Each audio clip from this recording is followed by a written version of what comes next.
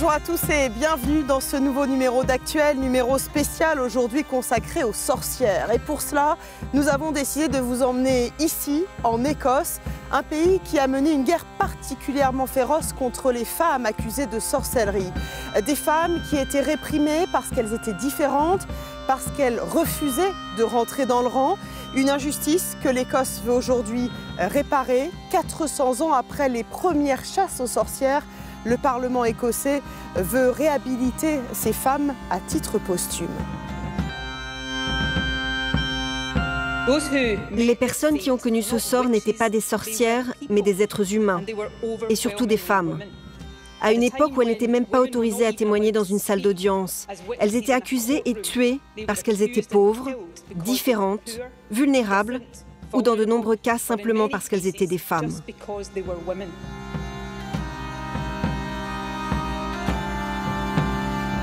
Dans l'imaginaire collectif, les sorcières ont longtemps été associées au diable. Cela a justifié une barbarie sans nom, comme ici à Torryburn, où les femmes accusées de sorcellerie étaient attachées à un rocher pour être noyées à la marée montante. Des tortures qui ont existé ailleurs en Europe, mais aussi aux États-Unis. Chamanes, en osmose avec la nature, on trouve des sorcières dès l'Antiquité. L'Empire romain les laisse en paix tant qu'elles sont inoffensives, mais l'Ancien Testament les condamne dès le 7e siècle avant notre ère. C'est dans le livre de Saül, le livre des rois, et en fait, il est dit « tu ne laisseras pas vivre la sorcière ». C'est-à-dire dans le cadre, disons, du monothéisme, le pouvoir surnaturel appartient à Dieu seul. Pourtant, l'Église les tolère tout le Moyen-Âge. C'est à la Renaissance, dans un contexte de tensions religieuses, que le pape assimile les sorcières aux hérétiques. En 1486, 2 inquisiteurs publient le Marteau des sorcières à des milliers d'exemplaires, un manuel pour les procès qui souvent débute par une rumeur. Dans un village, on a un fermier qui a perdu tout son bétail ou des enfants et il va accuser une voisine, souvent une femme misérable qui est venue mendier à sa porte, à qui il n'a pas voulu donner de quoi manger et qui lui a jeté un juron. Il va l'accuser d'avoir jeté une malédiction. Et à partir de là, cette femme va être arrêtée, torturée et va dénoncer d'autres femmes. Et c'est ainsi que la chasse est lancée. Pendant 2 siècles, les procès se multiplient et des brasiers s'élèvent en Occident. Entre 60 000 et 100 000 personnes sont condamnées à mort. Les victimes sont à 80% des femmes, que les juges tiennent pour les fiancées de Satan. C'est une gravure de 1612 et on voit une vieille sorcière qui est en train de frotter le corps de cette jeune femme d'un onguent qui va lui permettre de s'envoler au sabbat. Ce n'est pas de maléfices qu'elles sont accusées. Ce qui est important, c'est qu'elles soient allées au sabbat adorer le diable. Devant les progrès de la science, Louis XIV qualifie la sorcellerie d'infondée et met fin aux persécutions.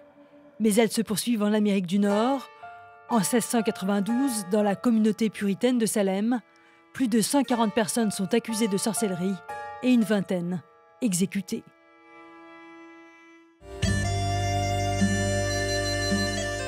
C'est ici en Écosse que les chasses aux sorcières ont été les plus violentes, avec 5 fois plus d'exécutions qu'ailleurs en Europe. Une période sombre de l'histoire écossaise qui a duré 200 ans. Entre le XVIe et le XVIIIe siècle, plus de 4000 personnes ont été tuées, 85% d'entre elles étaient des femmes. Des femmes torturées, étranglées, brûlées vives, souvent sur la base de simples rumeurs, des crimes d'une ampleur unique en Europe et soutenus par l'Église. Claire Mitchell est avocate, Zoe Vanditozzi est écrivaine. Ces 2 militantes féministes se battent pour que justice soit rendue à ces femmes, victimes selon elles de crimes sexistes. Alors Claire et Zoé, là on se trouve dans le cimetière de Dundee, près d'une pierre, la pierre de la sorcière. Est-ce que vous pouvez me dire ce qu'elle représente ? À l'origine, cette pierre n'avait rien à voir avec les sorcières. Mais au fil du temps, elle est devenue un symbole pour les personnes accusées de sorcellerie à Dundee et plus généralement en Écosse. Une femme du nom de Grisel Jaffray a été accusée et exécutée ici à Dundee et son nom est lié à cet endroit. Aujourd'hui, les gens viennent lui rendre hommage en y déposant des pièces de monnaie, des plumes, des rubans ou des pierres. Pour vous, ces crimes dont ont été victimes ces femmes accusées de sorcellerie ont été des crimes finalement sexistes, misogynes. Est-ce que vous pouvez nous expliquer, Zoé ? À cette époque en Écosse, et on pourrait même dire encore aujourd'hui dans certains endroits, la pensée dominante était que les femmes étaient plus faibles que les hommes, qu'elles étaient moralement, physiquement et intellectuellement inférieures aux hommes. Et cela signifiait que le diable pouvait établir une sorte de connexion avec les femmes et les manipuler. Les personnes pieuses, et à cette époque l'Écosse était très chrétienne, avaient peur que les femmes permettent au diable de s'introduire dans la société et qu'il ruine la vie de tout le monde. Les femmes étaient de toute façon vulnérables dans la société. Pendant leur procès, les femmes accusées de sorcellerie n'avaient pas le droit de s'exprimer car elles n'étaient pas considérées comme des témoins compétents. Les femmes étaient donc déjà fragilisées dans la société, mais si vous ajoutez à cela d'autres points faibles, comme le manque de statut, le manque d'argent, eh bien elles étaient encore plus vulnérables. Est-ce que la société dans laquelle nous vivons serait différente pour les femmes si ces crimes contre ces femmes accusées de sorcellerie n'avaient pas existé ? L'histoire de la sorcellerie en Écosse fait que pendant 200 ans, les femmes ont eu peur d'être traitées de sorcières. Elles avaient peur d'avoir de grands groupes d'amis, car si l'une de vos amies était accusée de sorcellerie, qu'allait-il se passer? Seriez-vous accusée de sorcellerie? Elles avaient peur parce que l'un des prétextes pour accuser une femme de sorcellerie, c'était qu'elle soit une femme qui faisait des histoires. Étiez-vous une femme à histoire? Donc le message derrière cela, c'était « Restez tranquille, suivez les normes de genre, baissez les yeux, ne vous disputez pas avec votre mari ». Donc tout cela a ralenti la cause féministe pendant 200 ans. Le Parlement écossais s'apprête à réhabiliter ces femmes accusées de sorcellerie. Pourquoi est-ce si important ? Je pense qu'il est très important que nous reconnaissions notre passé et que nous disions « Eh bien, ceci est arrivé et c'était mal ». Alors bien sûr, nous ne sommes pas responsables de cela, mais je pense que nous devons en tenir compte aujourd'hui. Nous devons nous assurer que nous n'attaquons pas des minorités, que notre sens de la communauté reste solide tout en gardant la tête froide. Mais c'est également important au niveau international, car dans certains pays, des personnes, souvent des femmes âgées, sont encore accusées d'être des sorcières. Et nous savons que les militants de ces pays attendent avec impatience que l'Écosse accorde son pardon, car ils pourront alors l'utiliser comme levier auprès de leur gouvernement. Nous devons empêcher que cela ne se reproduise. Cette histoire a malheureusement un triste écho, une résonance dans le monde actuel.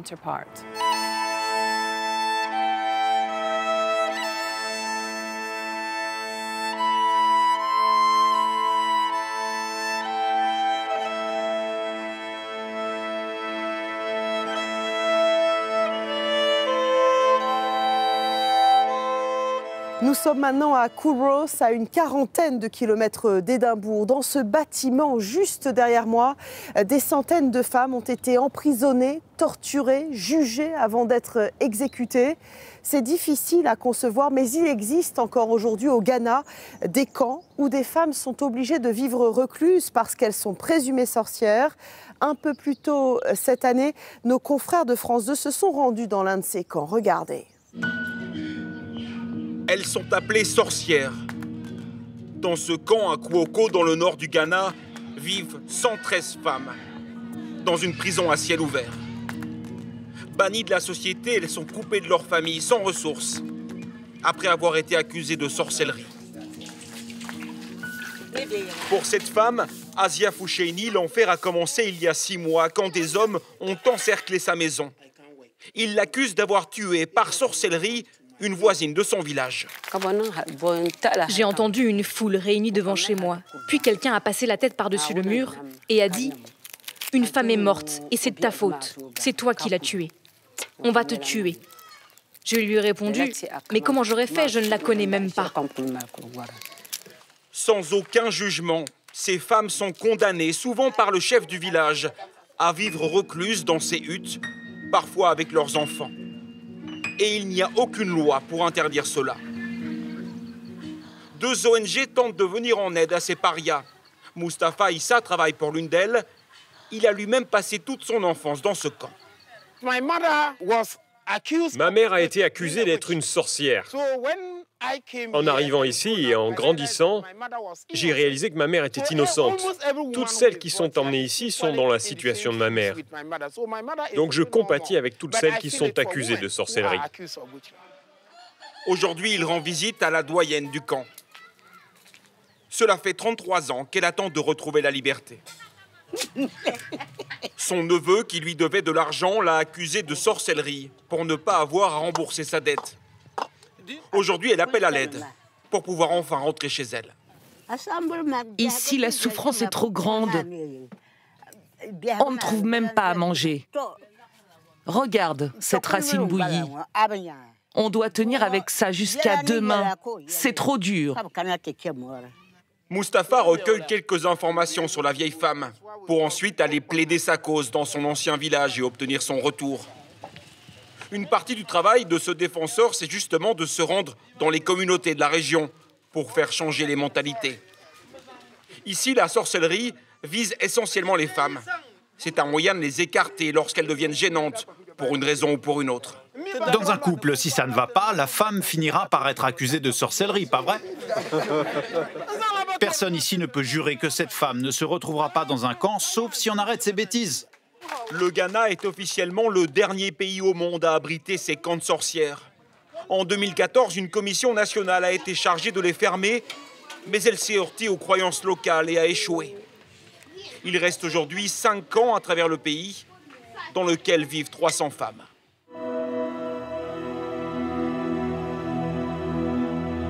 C'est la fin de ce numéro spécial d'Actuel en Écosse. Merci à vous de votre fidélité. À très vite sur France 24.